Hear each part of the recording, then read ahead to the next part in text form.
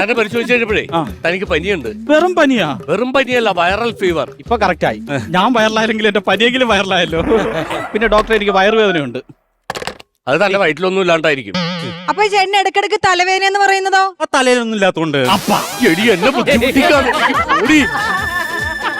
തന്നോടല്ല താനിവിടെ. സാറേ എനിക്കൊരു സംശയം ചോദിക്കാൻ. എന്താണ് തന്റെ? ഡോക്ടറെ കാണുമ്പോൾ ചോദിക്കുന്ന വിചാരിച്ച സംശയമാണ്. ചോദിച്ചോളൂ. നമ്മൾ ഈ ഹോസ്പിറ്റലിൽ അഡ്മിറ്റ് ആകുമ്പോൾ ട്രിപ്പ് കൊടുക്കുമല്ലോ? ട്രിപ്പ് ഇടും. ട്രിപ്പ് കൊടുക്കുമ്പോ നമ്മള് ഈ ഗ്ലൂക്കോസിന്റെ കുപ്പി തൂക്കിയിട്ട്, ഗ്ലൂക്കോസ് അല്ല ഗ്ലൂക്കോസ്, എന്തെങ്കിലും ആവട്ടെ, ഗ്ലൂക്കോസിന്റെ കുപ്പി തൂക്കിയിട്ടിട്ട് ഇങ്ങനെ തുള്ളി തുള്ളി തുള്ളിയാ അതങ്ങനെ വരുള്ളൂ. തുള്ളി തുള്ളി തുള്ളിയായിട്ട് ലാഗല്ല സാറേ, അഞ്ഞേ ലാഗല്ല. ഈ സാധനം എടുത്തിട്ട് ഒറ്റ അടി, ഒറ്റ തട്ട്, 2 തുള്ളി അങ്ങനെ തിളക്കാം, ഒറ്റടി പരിപാടി ഇരുന്നില്ലേ? പിന്നെ നിന്റെ പരിപാടി എപ്പ തീർന്നു നോക്കിയാൽ മതി.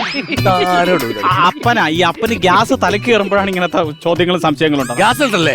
ഗ്യാസ് എങ്ങനെ ഏമ്പക്കമായിട്ടാണ് പോകുന്നത്, അല്ലെങ്കിൽ വേറെ ഏതെങ്കിലും വിധത്തിലൂടെയാണ്? ബ്ലോക്ക് ഇല്ലാതെ ഏത് വഴിക്ക് വേണമെങ്കിലും വരാം. അത് ശരിയാ. ബ്ലോക്കിൽ പെട്ട ഭയങ്കര പണിയാ. നേര് വഴിക്ക് വിട്ടോ, അതാ സുഖം. അങ്ങനെ വിട്ടോളാമേ. എന്ത് ഒച്ചയും ബഹളമൊക്കെ ഉണ്ടോ? അയ്യോ, അത് വണ്ടി കണ്ടീഷൻ അല്ലാത്തോണ്ടായിരിക്കും. സാറേ പുള്ളിക്കാരി വണ്ടി തന്നെയല്ലേ പറഞ്ഞേ? അവനെ എനിക്ക് ഉദ്ദേശിച്ചത്.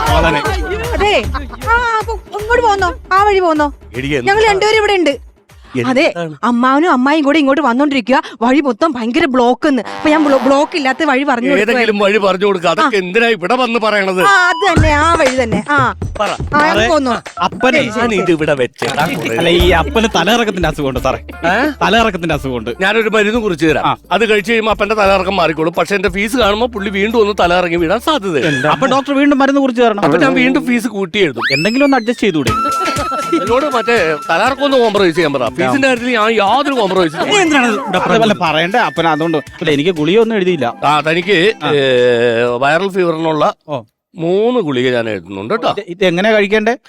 ഈ ആദ്യം എഴുതിയേക്കണ ഗുളികയില്ലേ, അത് സ്റ്റാറ്റസ് നോക്കുന്നതിന് മുമ്പ് കഴിക്കണം. 2ാമത്തെ ഗുളിക FB നോക്കുന്നതിന് ഇടയിൽ കഴിച്ചാൽ മതി. 3ാമത്തെ ഗുളിക വാട്സപ്പ് നോക്കി കഴിഞ്ഞിട്ട് കഴിച്ചാൽ മതി. ഒന്ന് ക്ലാരിഫൈ തരുമോ?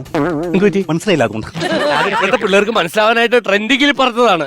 ആദ്യത്തെ ഗുളിക ഈ സ്റ്റാറ്റസ് ഇടുന്നതിന് മുമ്പ്, രാവിലെ എഴുന്നേക്കുമ്പോൾ തന്നെ നമ്മൾ സ്റ്റാറ്റസ് ഇടുമല്ലോ രാവിലെ. അപ്പൊ അത് കഴിക്കണം.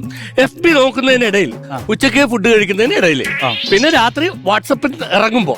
ഫുഡ് കഴിക്കാനായിട്ട് രാത്രി വാട്സപ്പിൽ നിന്ന് ഇറങ്ങുമല്ലോ, അപ്പൊ അത് 3 നിങ്ങൾ കഴിച്ചാൽ മതി. നിങ്ങളുടെ പനി മാറി.